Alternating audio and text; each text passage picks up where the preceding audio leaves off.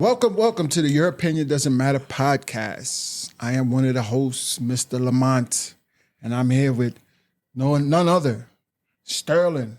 How are you doing? Yeah, everything good, man. I can't complain, man. How's everything with you?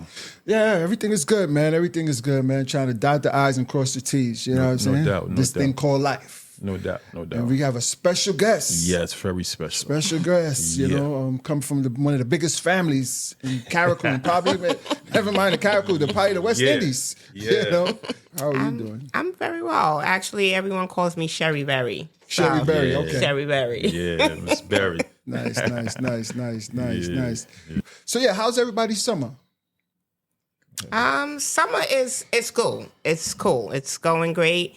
Happy for the moment to get a little bit of heat, although it's too much heat for me per se. Right. But it's nice to be able to go out. I get to meet a lot more people in the summertime, go to Little Fete and just take it all in. So you enjoy it, because once that cold hit, Sherry Berry's indoors. Right.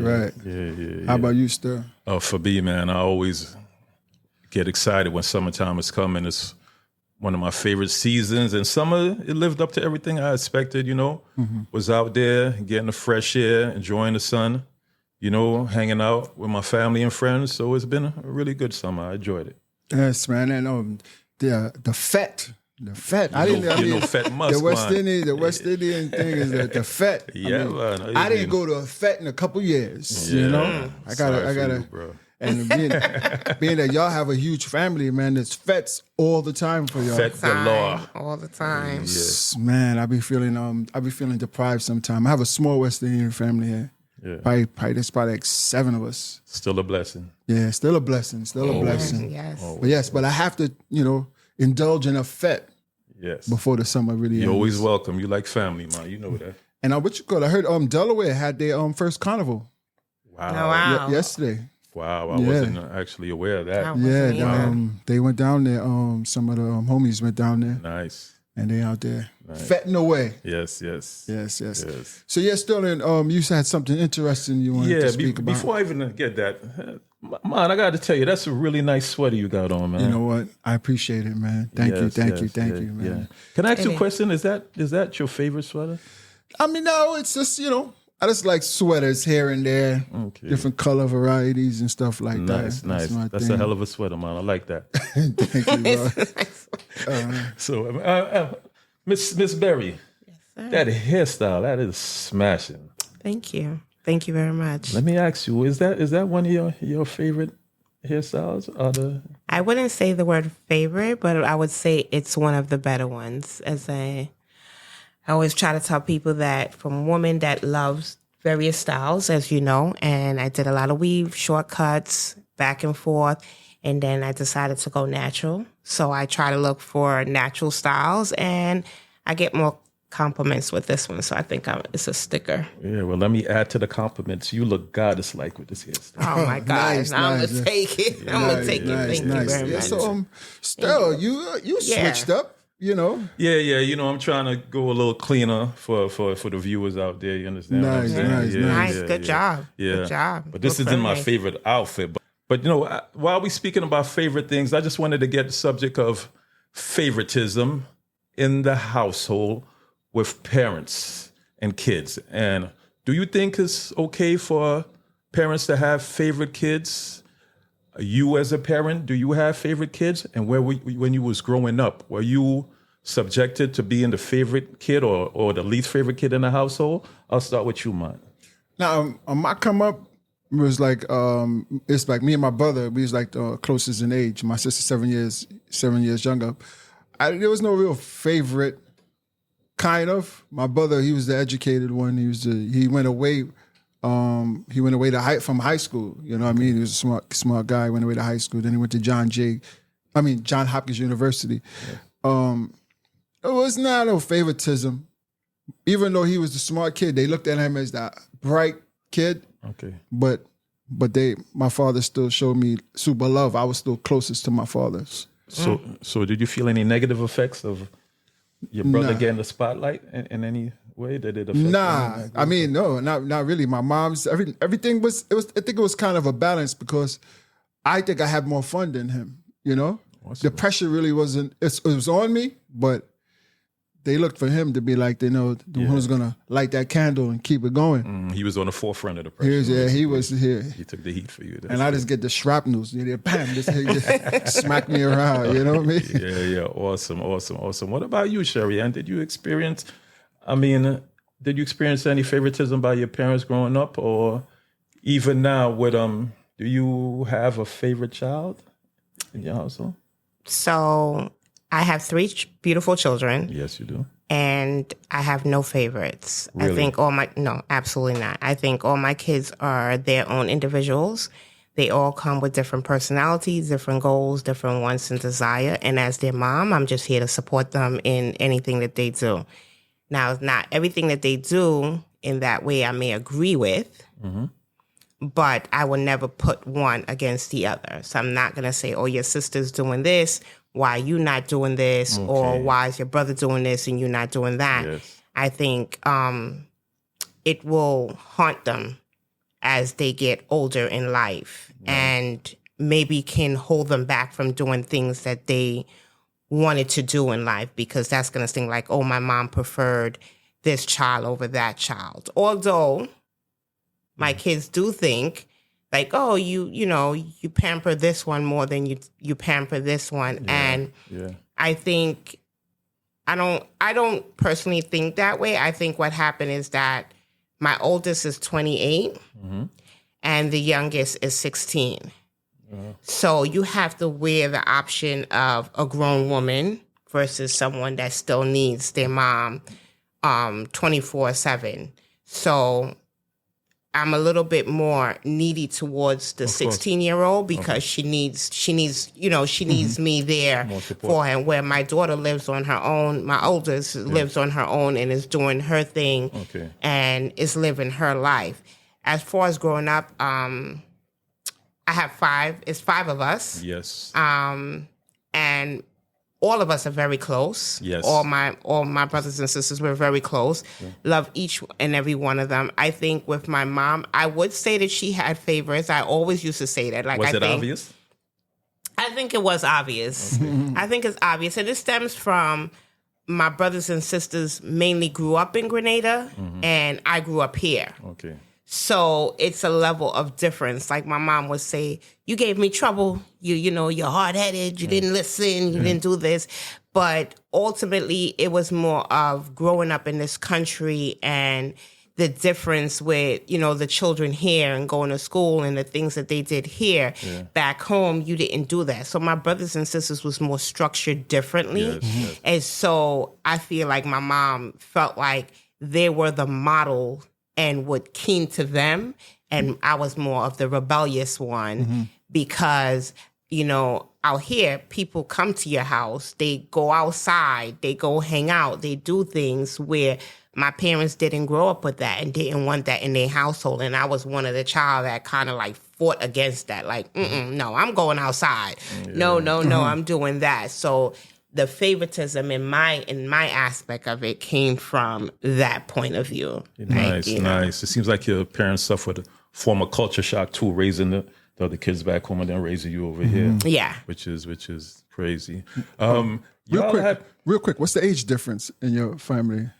Your brothers and sisters? My brothers and sisters. Oh my God! Wow.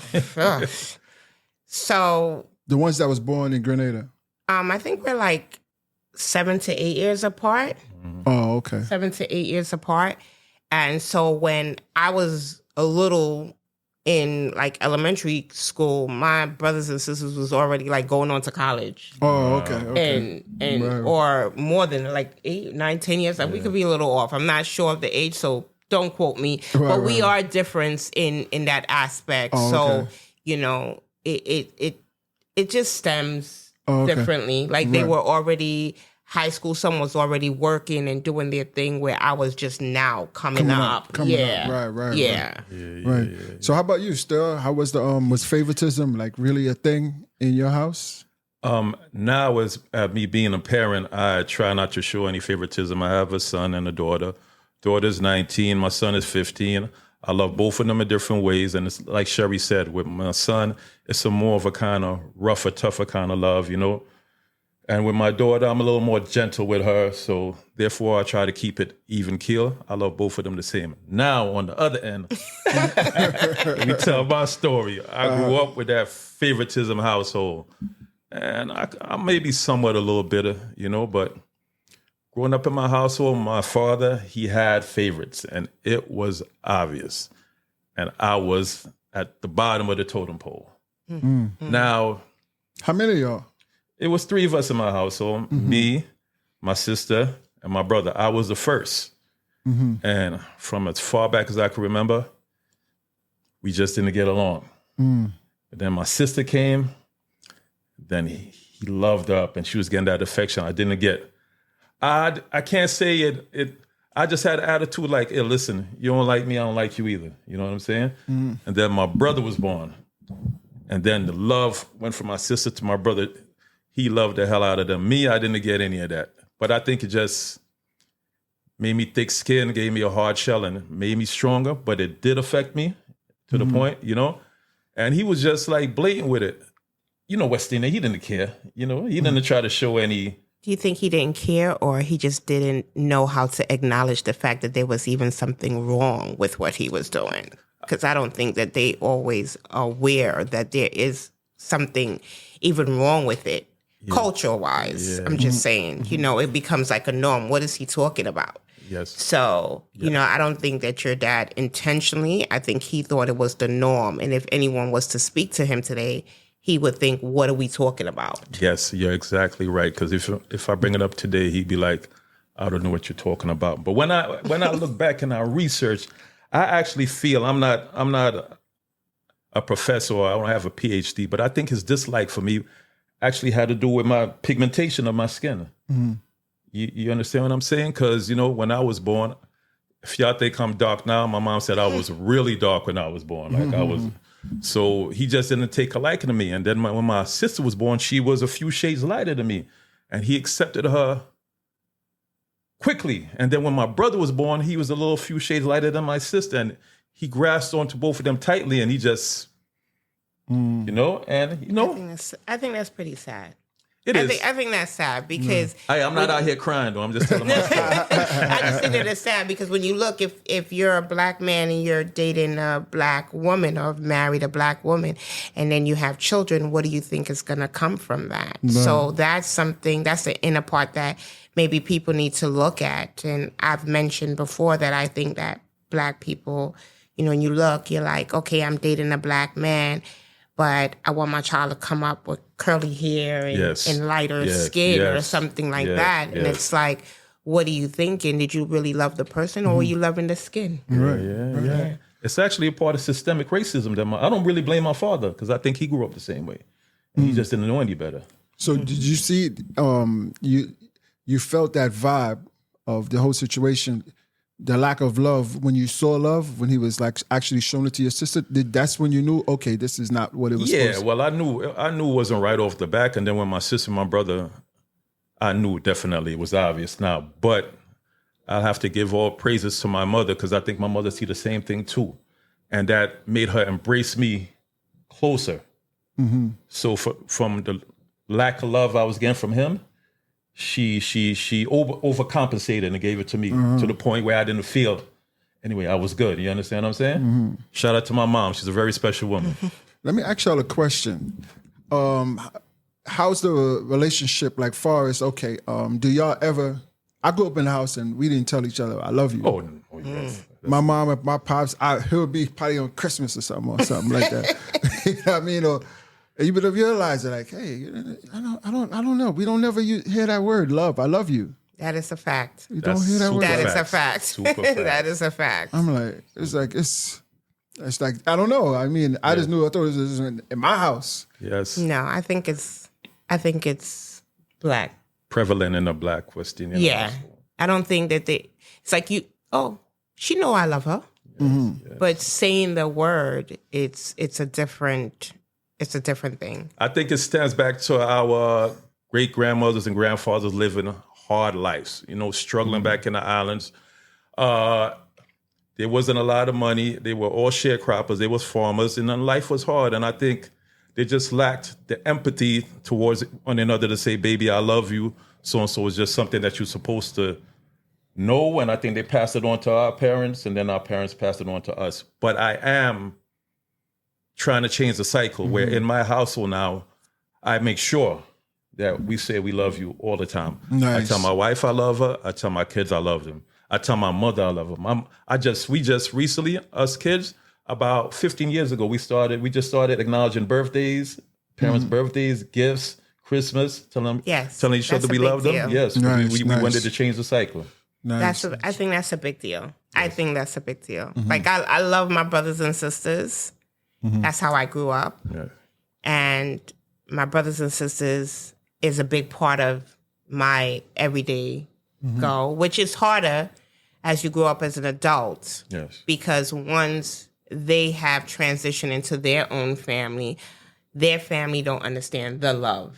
Right. Because they didn't grow up with that, or they think it's a little weird. Like, you know, I've been in situations like, how come you talk to your brothers 3 and 4 times? Or why do your brother feel like it's okay to pop up and, you know, say hi? But it's like, that's what we know. Yeah. So, you know, as a little sister, I'm always there underneath my brothers and sisters. Yes. So, you know, it's always important to be like, you know, I'm a big Christmas fan. Yes. So, you know, I love having the whole decor of Christmas and, you know, sharing gifts or opening all up together. And this Christmas is what you trees. give. Yeah. And it could be the little token, but it's an appreciation of just me showing you that I love you and I care about you. Yes. And, you know, birthdays, I always, you know, text my brothers and sisters, wish them happy birthday, and always be like, I love you so much. Yes. And because I truly do. And you don't get to say that every day because they're all living their lives. But any opportunity that I can get to say it to them, I will. And unfortunately, I lost my dad. You know, my dad was killed. And, Sorry, you know, God bless his soul. you. And, you know, it's a day, every day that goes by of a man that I adore. Yes. And I love more than anything else. And I'll tell anybody, whatever you're going through in your household, in your life, or whatever it is, family, friends, take the moment, tell your mom you love her. Yeah. I don't have the best relationship with my mom. I didn't grow up having, you know, I was a rebellious child. I didn't listen. I did what I wanted to do when I wanted to do. But all that lady had was my best interests, in mind. And she tried to carry that out the best way she can. So I can't go back and, you know, take away all the things that I put my mom through, but I can make a difference now. Yes. Right. So I can visit her, I can call her, I can text her, you know, I can be there for her because she was there for me from day end. I can't be there for my dad. You know, and he spoiled me ridiculously and loved me up, and that got taken away from me. So I'll tell anybody, you know, whatever's going on in your household, fix it. It's okay. Yes. Because we don't get to do it all over again. Yeah, so fix it. we could definitely work on what we have right now. So you know, that's my take on that. Yeah, fix it. Family love. Fix it. Yes. I actually fixed the situation with my father. I mean, we good now. You understand what I'm saying? I grew up, I understood what he was going through. I do not blame him. I think he's just a product of generations of the same thing. You understand? Did you ask him? Did he? I asked him. He cannot comprehend what I'm telling him. He's so West Indian. He don't know. He's like, what are you talking about? Yeah, Therapy. It wasn't me. Think about therapy. Something to think about. I went to therapy. I love therapy. I loved going to therapy. Therapy was so good to me that my therapist was getting tired of me. Right. Yes, I love therapy. You understand? But to get my father to go to therapy, I don't know if you're talking about that. Nah, that'll never happen. Because first you have to acknowledge that he's in denial right now. You understand what I'm saying? That's a problem. Right. But we good. We solid right now. Yes. Solve what's going on in family first, and then friends. Yes. Whew, that's a different. That's a different. That's definitely you're gonna need like 10 different battle. therapists around for this joint right there. Yeah. You know, that was a very touching subject, and I hope everybody took light to it. And I just wanted to touch on something else that I think, you know, bring a lot to people's life as well. And I want to touch on regrets. Whoa. You know, I think it's a big subject. Huge. And I think part of regrets is acknowledgments. That's just my take. Yes. And we can get into that. I think we can have a open forum. So Of course. my thing is that I wanted to touch on in regrets, you know, I want to touch on relationship. Has everyone ever been in a relationship and can look back on their relationship and say, I have regrets on it? And if you could do it over again, what would you do differently? I got regrets. I got regrets to a point where as far as a relationship, I felt that in a sense, like she wasn't the one. Basically, she was.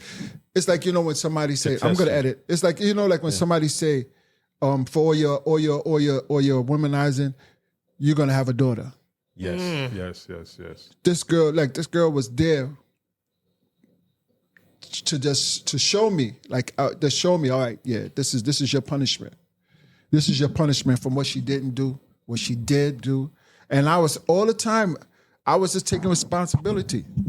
I was taking responsibility, but no. So now as far as what would I do if I had to do it all over again, I would cut her off.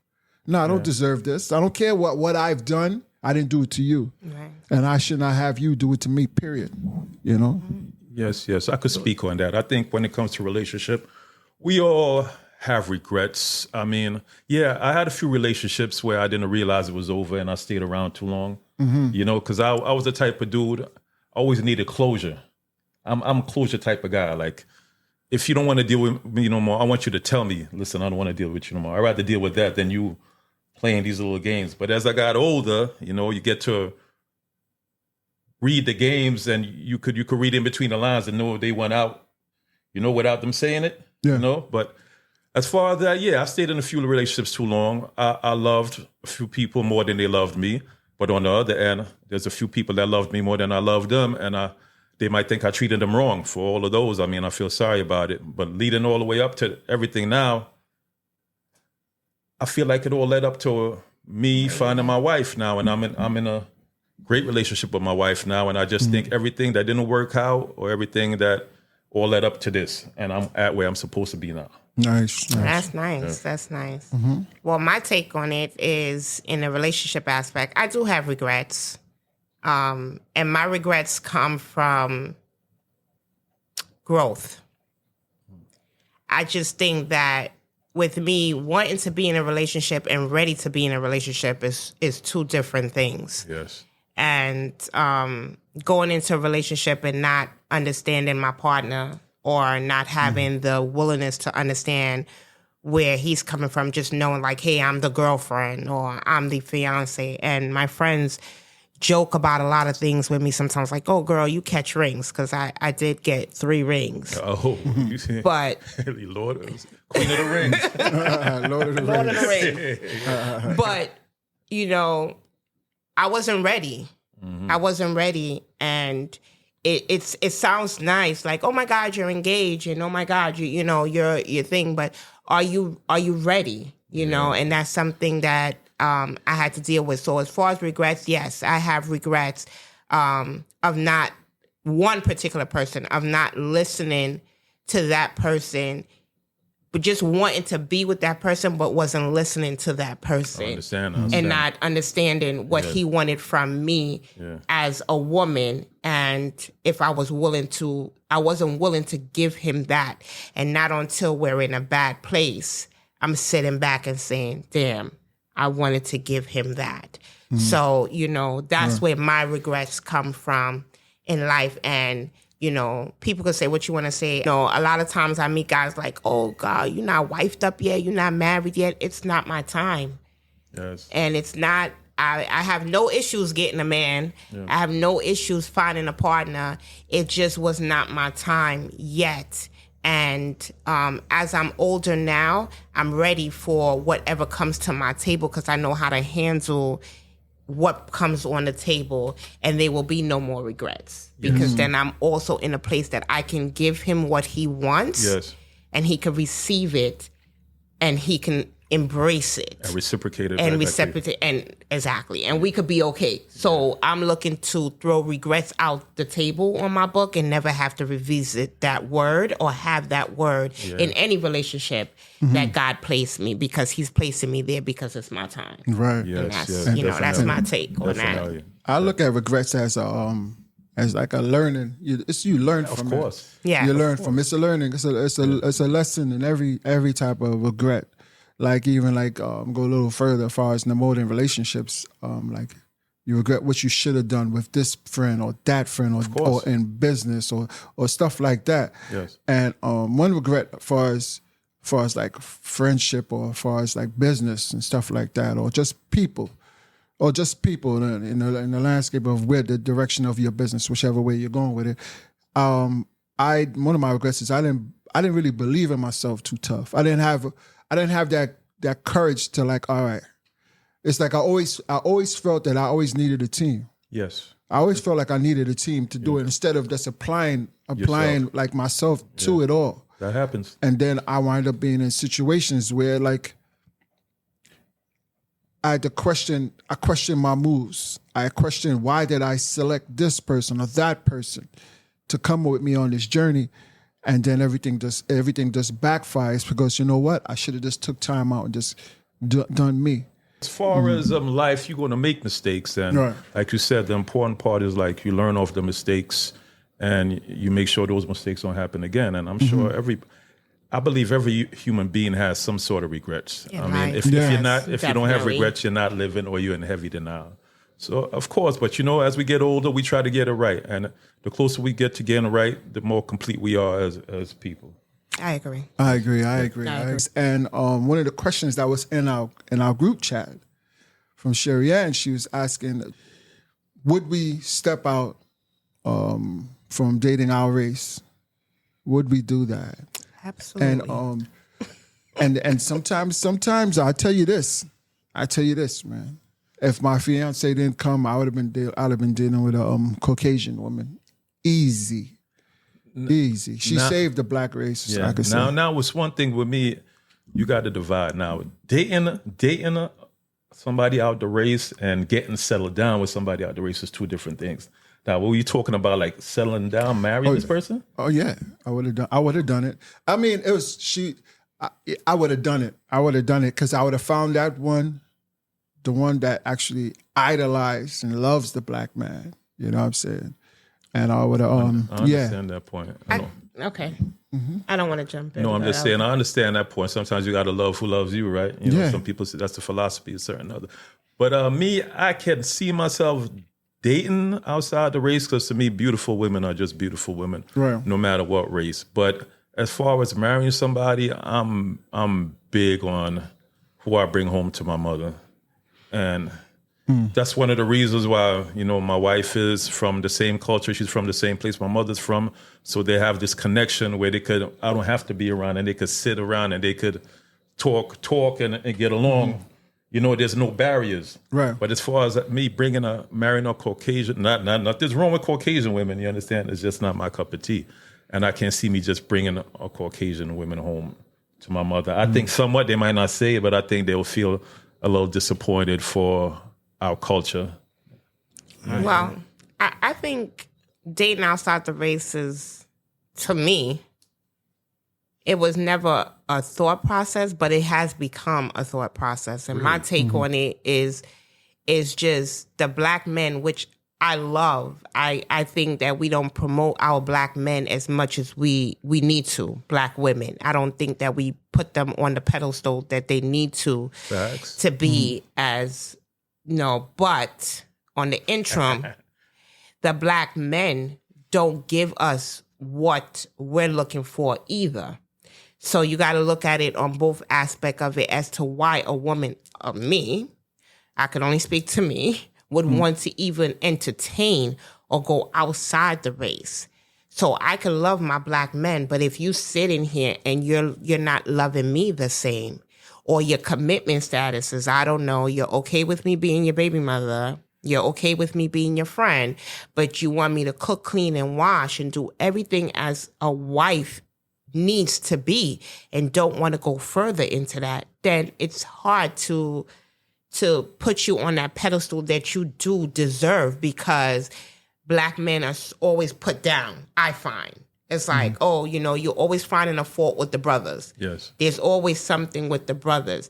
But so the brothers need to stop thinking about what if could, or my homeboy never got married and that worked great, and or the boy down the block was living with his girl for 10 years and nothing haven't happened. And make your own decision, build your own life, and give the woman what they want, because she deserve it, not hand it over, because some of you guys just hand it over. And these women don't even deserve it. They're not even getting up and say, babe, did you eat? Did you drink? Are you okay? Are we going 50? All right, you got $1, I got $1, we got $2. And these are the women that you push to the side, and then you uplift the other women. So, it's like a give and take kind of situation. Another race is quick to uplift me. It's quick to say, yes, you're beautiful. Your value. It's okay to say, babe, you want to go out to eat. You want to go out to drink. You want to go out and do stuff, not always be in one place. So sometimes Black women do entertain the fact of going outside the race, because the race giving them what they want. I agree 100%. And a lot of Black men, they don't know how to love Black women, because they don't love themselves. But they love outside of their race. So then that's the thing, because then I see comments of people saying, you know what, I can go out and date this person because a Black woman, she talks too much, or she has too much attitude, or she has all these different things. What do you think a white or a Spanish or Chinese have? She wants a man that's well dressed and groomed and taking her out, and think she wants the same thing. She's maybe not as vocal.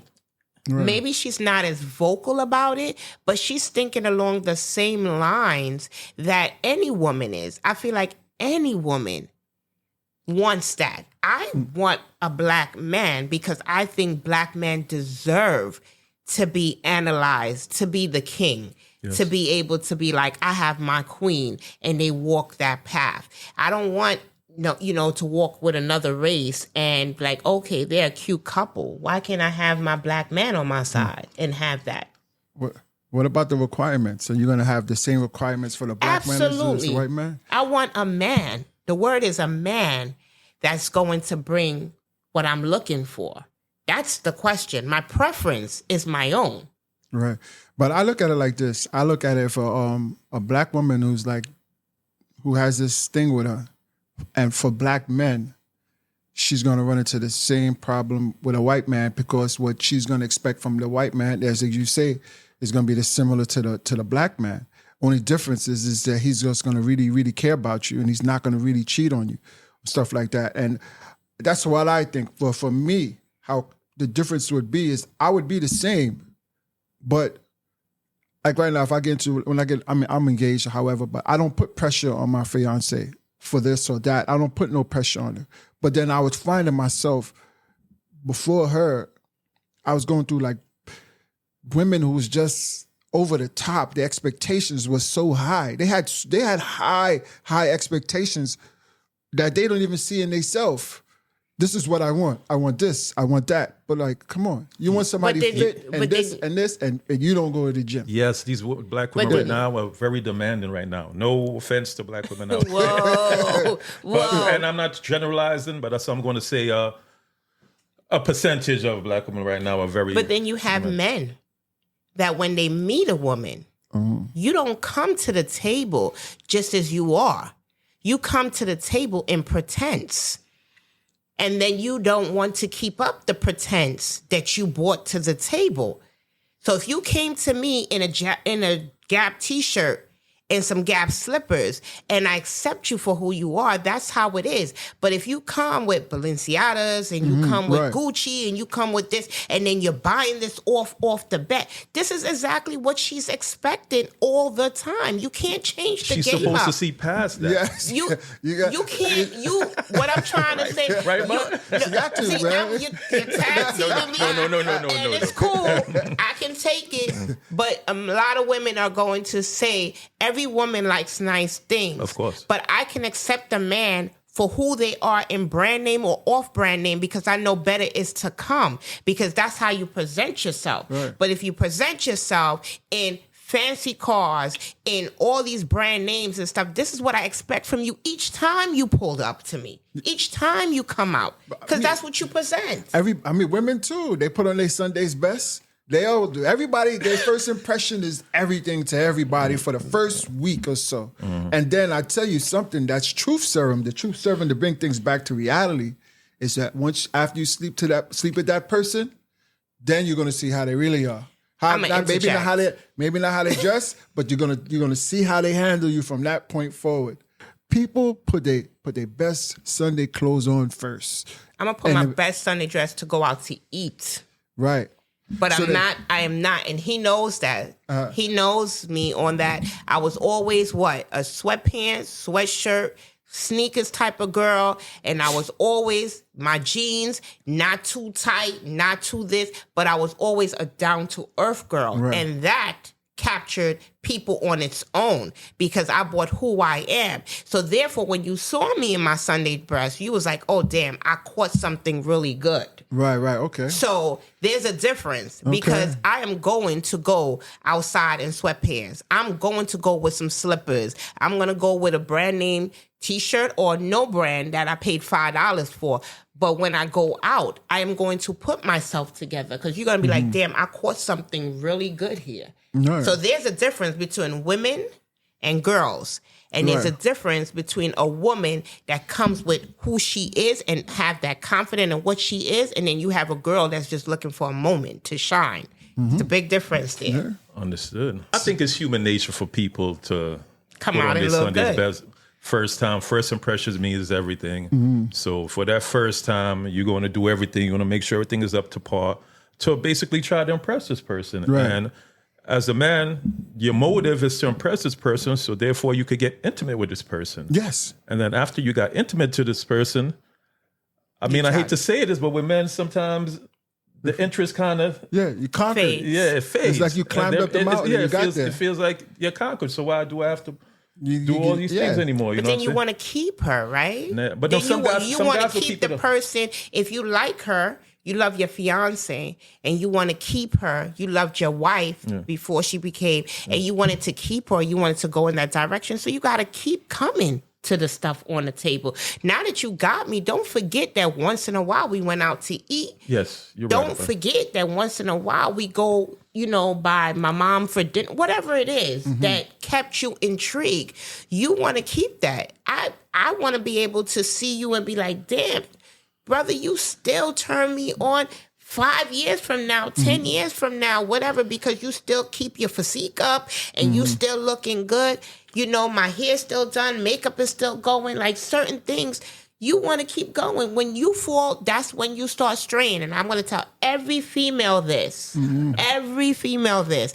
Don't come to me and say, oh, I got the and I could do this, and this is why he's over here, and I do splits and cartwheel. Girl, that don't work. Because he's gonna cheat, he's gonna cheat. You could have did 10 cartwheels. It don't matter. It don't matter. He didn't cheat on you because of the cartwheel. There was something missing in the home somewhere. Something you did turned him off, and he went to the person that gave him that at that moment. Whether he keeps that person, that's a different story. But there's a reason why he stole. It was nothing to do with you. It's something you did turned him off at that moment. And then he swore to that other person that gave him that at that time. Now, whether he keeps it up, that's on him. It's your job, too, to make sure he keeps it up. It's your job to make sure that if you felt like he stole, what can I do to keep him back? Because there's a reason why he left me in the reason. It wasn't just that. It was something I did. First, you got to figure out what you did. And then is it worth it to keep going to try to get him back? Right. But sometimes men are impulsive, and it's like sometimes you don't need to do nothing, and they'll cheat. It's opportunity. But that's who he is. It is opportunity, and that's why I always stress, like you try to cut like certain things, like you deal with somebody. All right, they had homeboys. Oh no, you make them cut ties with certain things so they won't be put in a situation to actually, hey, where they're tempted yeah, to indulge. Yeah, or they're the shoulder to cry on. Yeah. No. But majority of the time, as you say, that is something that they lacking for you to want to go out and do it. Because like me, I mean, I stopped totally because I'm happy. I'm happy now, and it's like I'm more focused on something else. It got to the age or got to a point in my life, and I'm like, all right, you know what? I'm going here, this direction. I got my child, and then a lot of time men don't try to they don't look at the risk factor of what they're gonna lose. Yes. By doing that, you don't look at it. You don't be like, all right, because it's spontaneous. It's spontaneous in the moment. You don't look at it like, oh shit, if I get caught, especially if alcohol is involved, it's really spontaneous. You don't look at it. You don't look at that. What's gonna happen next? So shoot, you can't. You seeing your child like, every once a month for the weekends. Yeah. You know what I'm saying? Yeah. So, but even if you have children and it didn't work out with your partner, and you meet someone else, just, think about your situation, period. Mm-hmm. And just, if you meet a girl that you really like and she's beneficial to you and you love her and you care for her, then, stick it out. She could be beneficial and it's going to help you in so many different ways, help you be a better father, help you, you could be a great stepfather. There's so many different aspects, I think, in that, and girls, don't go talking to a next brother about your relationship. It ain't gonna work. Nah, you know it why? Ain't gonna work. You know why? Because he's just sitting there on the prowl, plotting to get the next man out, so he could get in his place. Plotting, and it's lessons learned. Because as women, I've done it, been guilty. You just thinking, oh, that's my friend. That's not. Women, there's no friends in men. I'm glad you said that. There's no friends in men. You said that. The men always have. There's a. That's positioning. That's chess. Yeah. You understand? It's like, damn, he did that. Yeah. Oh, girl, you shouldn't do that. But in the back of your head, he wants to talk to you girls. Yeah. He wants to deal with you. So when your man said, leave that friend alone, sometimes, we get combative and we're like, what? I learned the hard way. Sometimes you got to leave that friend alone. Yeah. It's not, do you want the relationship or you want the friend? You pick your battles, you choose, but that's what it boils down to. Yeah. Let me piggyback on what you just said about the friends now. Now, if you're in an intimate relationship with somebody and you still have a bunch of friends, and do you think you have to stop hanging out with those friends and give all your time and commitment to this person? Or could you balance it? There's no balance. And what about male friends also?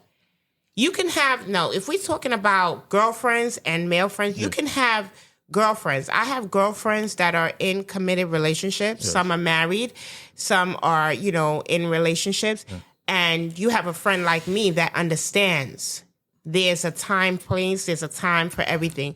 My friends cannot do the same things, that they're used to do. Mm-hmm. They cannot go out and just up on a limb. They have to answer to someone. Yes. So it's a matter of respect, and I respect my friends and I respect their relationships. So, with that, to me, that plays a role. As far as male friends, I'm talking from experience. I would leave that alone. It all ties into regrets and all of that. I'm going to leave that alone because it ruined my relationship. Yeah, I don't play that male friend. It ruined my relationship. I don't play that male friend shit. You gotta cut all of that I was very combative, like why, and I fought and, was very argumentative. And in the end, I was the losing battle because I have my own battles that I'm fighting with because of being so combative. Mm-hmm. So is it worth it? Absolutely not. If they're your true friend, they will understand. And if they cared about you and they say, that's really my homegirl, they will back off. Fall back. And they will understand and respect what you're asking of them. And women, you are not soft. And you're not less of anything. If you made a decision to say, I'm falling back, I'm not calling you, don't text my phone, nothing, because my man or my future husband or my fiance has an issue and a problem and he doesn't like it, I'm going to fall all the way back. Because you know what? You'll be left with me, regrets. Yes. Thinking about what, if, could, or woulda, shoulda. Yeah. Just leave it alone. It's not worth it. It's not, especially if you're trying to build a family, you're trying to build a home. that male friend stuff don't work. No man is going to understand why is your friend hitting you up at this hour. He's not going to understand why this friend feels the privilege to ring your bell. Why does this man feel meant to hug you or to say hi? Leave that alone. Leave it alone. I belong to him. That's right. And that's what my preference is to him. Facts. And that's it. Talk your shit. Owned and operated by him. That's it. If you don't like it, you can have whatever opinion you want, but I belong to him, and that's who I'm going to give my all to, because when that door is closed, the only love I'm looking for is him. Yes. So if I'm not looking for love for you, what do you matter at this point in time? It's just, there's no argument there. Okay. My devotion is to the person that I want to be with. It's not to my friend. And if my friend don't like it, then obviously you was never my friend in the first place. Facts. And you had alternative motive and you needed to be left alone altogether. Yeah, what they say? Okay. My man word is the word. Okay. Now That's let's it. flip that. Could your man or significant other or a fiance or husband have female friends? Would you feel comfortable with that? I don't really know to a certain degree. To a certain degree, because I'm not a jealous girl. To a certain degree, quote unquote. Because I can be Everybody's a little jealous. Everybody has a little jealousy. I think that if I'm introduced to the girl and I say it's hi, you could say hi. You could say hi and what's up, but there's a difference with your homegirl coming over, you going by your homegirl, you doing that. That's a no. disrespect. Yeah, that's a disrespect. Because one, she don't respect me.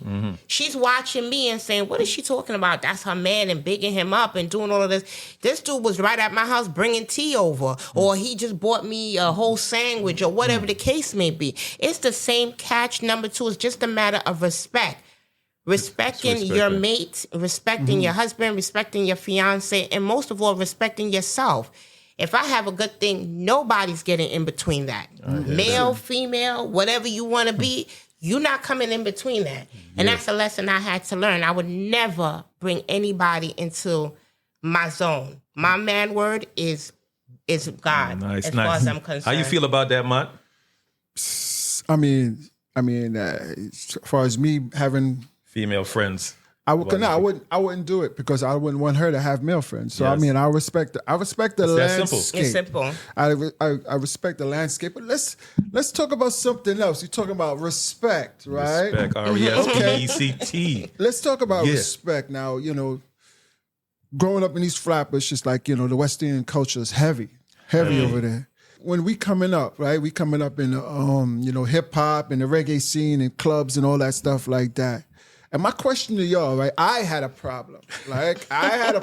See, they laughing already. They laughing already because they know. Well, because we spoke on it. It's like this thing about, you have a West Indian, like a West Indian woman, or like my homeboy, he's married to a West Indian woman.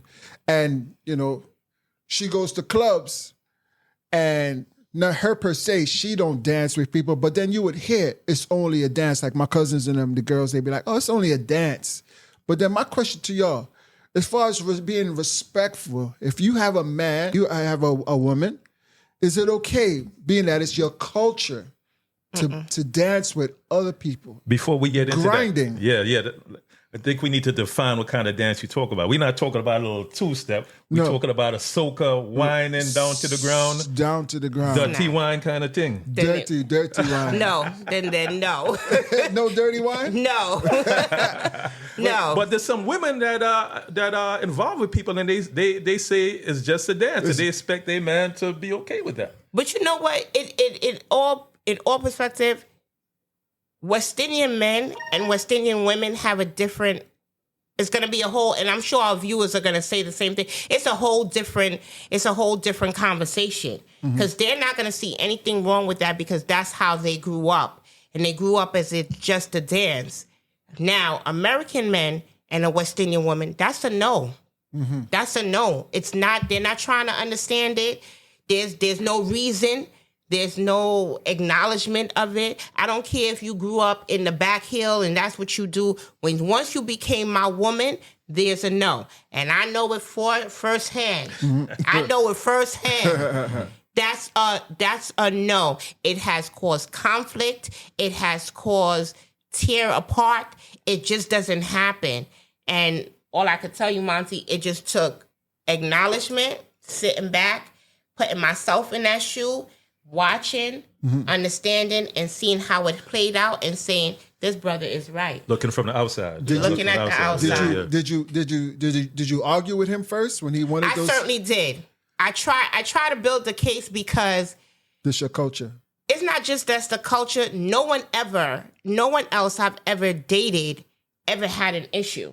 But you dancing. And it could be the other gentlemen that I've dated has been West Indian or had West Indian background. So it was never like an issue or to say, well, okay, it's just a dance. Like, oh, that's cousin Troy. And, she's dancing with cousin Troy and it's nothing. However, dating someone of an American, it's a no-go. It's just like, it's not trying to hear it. Hit your back. Shouldn't even be touching the back of that person. No way. There's no comments. And, in the first, it was just like, oh my God. Like I'll be honest. I was combative. I was like, oh my God, what is that? What is, da-da. But then when you sit back and turn, it's the same thing that I said before. If you have male friends and he's God, your man is God. What brings that same God having an okay with me whining on an ex-brother? Facts. I can't keep saying that's God and hold him up when I'm basically putting dirt on his face when I'm outside. Yeah. Doesn't work. Yeah. What's your thoughts, though? Yeah, no, that's a no-go. That's a no-go in any way or form. But my wife, I don't care, cousin. You can't dance like that with nobody. And you can hear it in my voice. I'll be very offended to the point where I might want to end the relationship because I feel that's and I will feel disrespected. Right. I would think the people around are looking at me and saying, look, this man got this girl getting grinded up by some other guy. Yeah, but suppose you're not there. It's still wrong. It's still wrong. Mm-hmm. It's still wrong. Wrong is wrong no matter what. You understand? And also when your man, and I'm speaking because my man spoke about it. And still I did it because I was saying like, oh, my friend at the time was like his wife was right there. Yeah. So I felt like, okay, his wife is there and, it's cool. It's just a dance. But I didn't put the man that I put as God and said, that's my man and I love him so much first. Because if I had put him first at that time, at the moment, then I would have never did a dance. And even though it was just a dance, But, it's just the whole perspective of the disrespect because he walks around like this is who he is. And then now I'm disrespecting him because now I done showed him like he's not the man, regardless to how you want to put it. Fucked so up the ego. Fucked his ego up. So it all falls into regrets. It all falls into regrets and it all falls into respect and everything. The only thing you can try to do if that person allows you back into their element, if that person allows you back into his world, is to try to fix what where you, and it can be, and I'm not preaching for any particular reasons. I'm just saying, if that person allows you back, women, if that person allows you back into your world, into his world, and allowed you and talked about or talked to himself, don't disappoint the brother because the next time around, it might not be the way you anticipated it to work, in your favor. If you hold that person humbly and you respect and love the person, respect everything about him. Your body is his body. Yes. And that's just how it works. So when you walk outside, you're a representation of him at all times, no matter what.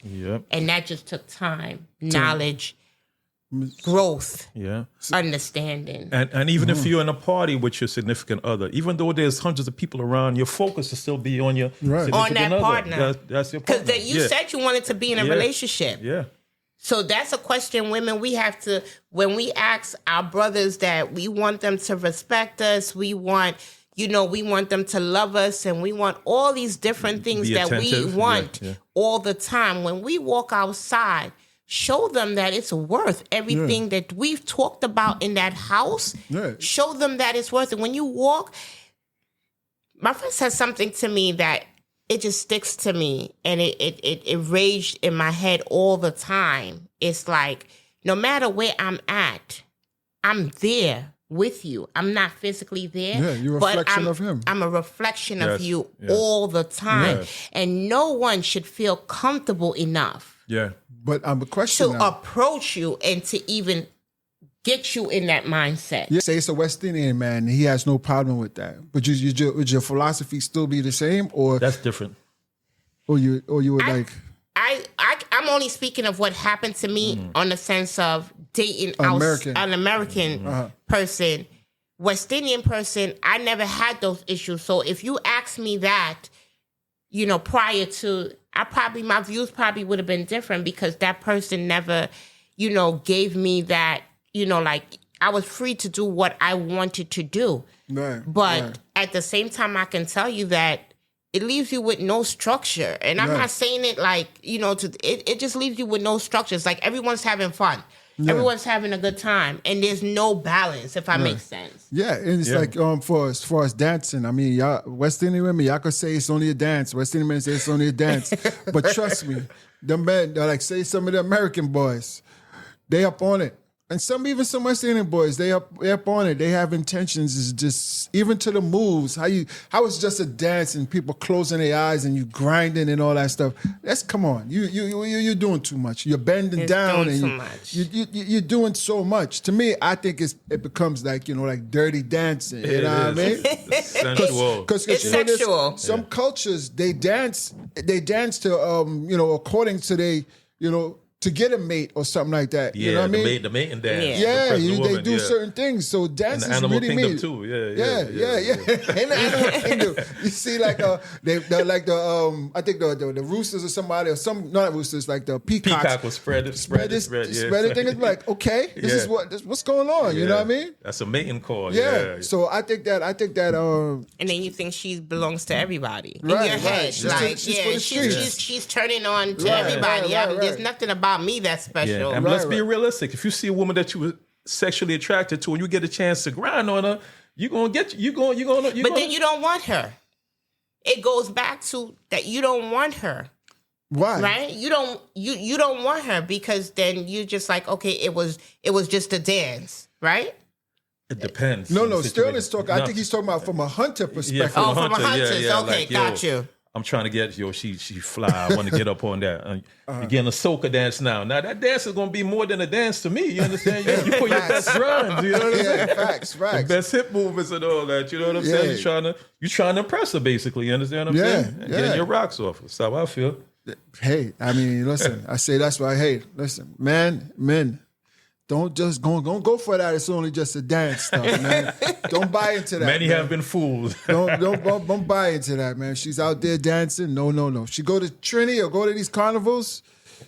But it's okay for us to go out and dance by ourselves too, and have a good time. And the men don't always have to like come over like flocks, or it's just a dance. I was just as an event yesterday, chilling, and they're like, it's just a dance. Why you don't want to dance? Because I don't want to dance. I'm okay with dancing by myself. Right. I'm okay with dancing with my girlfriend. That's it. Doesn't make me corny. Doesn't make me anything. I don't want to. I hated that when I was single. When you went to a club and the girl is skinning out, and you tried to dance, and she's like, I'm just here to dance by myself. Right. That was I'm always just putting whack on the to me. show for myself. But it depends on stay the your ass home. But it depends on how she's dancing too. Because if she's just dancing, music sensual playing, dance. well, no, sensual dancing, then she's going through Unless a she's dancing moment. with her friend, she got the friend, the girl humping on her like the girl is a man. No. That's a bit much. Like, hold on. Yeah. Move over a little bit. Let me get some room over there. You know what I mean? But again, I mean, listen, it's a culture difference, but because I was speaking to my other homeboy about it, and I was just saying like, yo, nah, because he's American, his wife is Trini. He's like, nah, I'm not going for that. I don't want to hear no culture stuff. No way. Yeah. There's no culture thing going on here, and that's pretty much. Even I tell you this. Even go a little further than that. I wouldn't even my fiance. I don't care if she's out with her girls or whatever. I don't even want a guy just whole day dancing in front of each other. I don't even go for that. Yeah. I don't even go for that. No. Yeah. Let alone up grinding. I'm not going for that because I'll give her the same respect. I'm not going to do that. Yeah, me too. That's the same thing. I don't do that. Whenever I'm with my wife, I don't focus on anybody else. I don't dance. Imagine holding your hand and pulling to the dance floor. Sherry Ann is my cousin, so if Sherry Ann come, we'll bust a little. Yeah, my it's wife your knows family. that. Yeah, it's family. You understand? Yeah. And the busing it just be like, you standing here and I'm standing here. There's a difference. We're not like, you know. So you would do it? No, Regular there's dance? no grinding or anything like that, because at the same time, Sterling also have to respect the fact that, you know, if I introduce you to my peoples and I say that's my cousin, I focus, if he walk into someplace, if Sterling is on you like this, that ain't no cousin, ain't no cousin, you know, dance and stuff like that. So it all ties into those different type of things. And, you know, his wife, I love his wife. You know, you stand here, you do, you know, one little two things. It's like, all right, you walk away. There's no touching, there's no none of that. That to me is appropriate. Right. You know, I don't know how you feel about, you know, your fiance, but it's like, if she's with her cousin and she's standing here and he's standing there, and it's like, okay, a little you're not gonna, but you will still feel some way if your cousin was up on as a West Indian and up on, because West Indians they do that. And I have a question: when women say I'm a single mom, I mean single in two ways. Single that you're not in a relationship, or single that you're doing this alone? Single as financially, I have done it alone. Single as you have children, and there are men, at the time I had my kids young, that was like, all right, well, I got her pregnant, and it was like, okay, it didn't work out, and on to the next, and they live in their life. And I'm the woman that didn't believe in child support. I'm not taking you to court. I didn't force you. I didn't force you to sleep with me. I didn't force you to do all of that. I'm not going to force you to take care of your seed. Mm-hmm. Your parents should have grown you in the fact that you would want to take care of your children, and you should want to do what you need to do. And since you're not, I'm going to do what I have to do, because they're not babies forever. They do grow up and they do see things on their own. So as a single mom that took care of my children, I took the time to say, you know what? I had my daughter at 19. I couldn't do it by myself. Mm. My sister stepped in and helped me. My daughter calls my sister mom as well, but she was a mom. Mm-hmm. She is a mom. And I took accountability to say I couldn't do it alone. It was hard. You know what I mean? And my daughter graduated, beautiful young lady, doing her thing. You know, and I continue that trend with my son and with my other daughter. It's like no regrets on having my children whatsoever. Hands down, I would do it all over again 20 times. Mm-hmm. But I take acknowledgement, accountability for my actions, for sleeping with these people and for having children. I take accountability, you know, for all of those things that happen. And with that accountability, I continue to raise them to be model citizens. Nice. When I hear women say they single mothers but say the father, your circumstance is different. Like say the fathers is actually helping, is like a major role in the child's life. When you know, I hear that. Like I heard this actual conversation where this couple, they wasn't together, and he would ask her, "What are you saying when you're saying I'm a single mother? What are you implying?" Well, like that you're not a single mom. If I'm in my child's life, how are you a single mom? Yeah. Maybe she's using the term in the sense of like she not with the. I think they're talking about the household. But a lot of times when a woman say she's a single mom, she's basically saying that I'm holding my kids down. What does that mean? I think she means she's paying the bills in the household.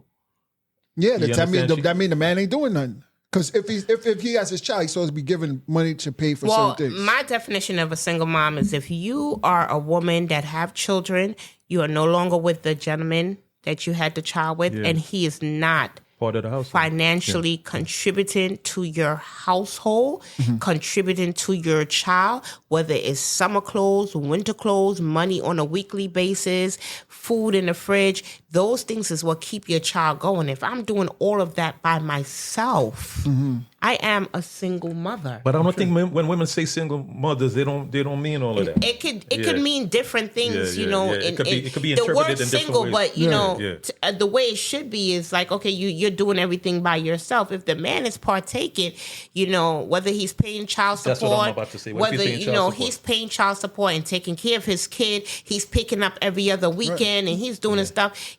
You're not a single parent. You know, you guys are doing it together. Because You know, you're just not in a relationship 'cause aspect. If he's talking to you, if a guy's talking to you, like you're single, I'm single. Like he's talking to you, hey, how you doing? Blah blah blah. And then what's your status? Yeah, I'm single. Oh no, I'm a single mother.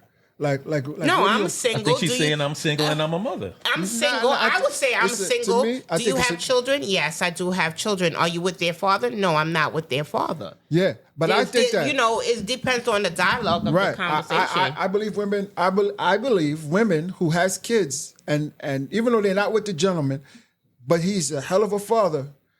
I don't think it should be brought out in the front. You're single. You're not single. I think don't You're join not a the single two parent. together. Yeah, you're not a single parent. Don't say that. You're single. You're not a single. You know what I mean? I understand what you're saying. Yeah, I well, don't I would think say that. don't join it Don't do it. together. I'm Just not- be you're like, not- I'm single. I'm single. As far as relationship-wise, it's okay to talk to other people and engage or Right. whatever or date. But, you know, when the question comes of children, me and my Yeah. child's father co-parent. Co-parent. A you beautiful know? co-parent situation. I wouldn't use the word beautiful. I would just say, A you know, we co-parent. co-parent, because then you don't want to use certain words when you're getting to know someone, because then it's like, okay, what's beautiful? Right, You know, everyone's right. a little touchy about these type of things. So I would just say we co-parent. Yeah, we co-parent. We co-parent nicely. You know, he picks him up every other weekend, or, you know, he gives money, stuff like that. And that's, you know, maybe another time we could talk about it, because that's always a subject that needs to be brought forward. And women, there's a lot of things that women do on that type of line that you might not like me, viewers, for that, but my views is very strong on that. Like, if the man want to be a father, let him be a father. Stop giving him a hard time. Yeah. Stop doing all these extra stuff. Yeah. Stop, you know, trying to, because you're still living a single life and maybe not married, or, you know, living with a man and he done moved on and got married and something. Don't give him a hard time. You had your chance, and for whatever reason, it didn't work out. It has nothing to do with the child. Nada. I think that's a great subject that, you know, one day we could just probably touch on and see what the viewers view. But women may not like me on that. I'm very strong about that. Like, leave the brothers alone. Stop And I'm taking them involved to in that. court. I got strong views too on that. Yeah. Say that. Yeah. Stop dragging them to court. Stop dragging their name down. Stop giving them such a hard time, because you're preventing them from being the father that they can be. and because of stop that. talking bad about them to To the kids. children. Stop Like it. that, I'm not for. I don't praise no woman for that. You never get me on your side for that, women. You never like it. I feel like you guys are behaving off of hatred, and it's not being right. It's if he wants to be a father, let the man be a father. Let him be. Let him be. Let him be. Let him be. Let So, him be. He'll probably be the best thing ever happen. And what's going to end up happening, that child's going to grow up hating you, the mother, and more fall into the father, because he can see that the man is trying and everything that he's Right. done. You are just, you know, let him be. Yeah. There's a lot of good brothers out there that it just didn't work out in relationship-wise, but he's an excellent father. Let Facts. him be. Facts plus I'm not facts. going to get much plunge Yeah, on that yeah, for the yeah. women, That's it, but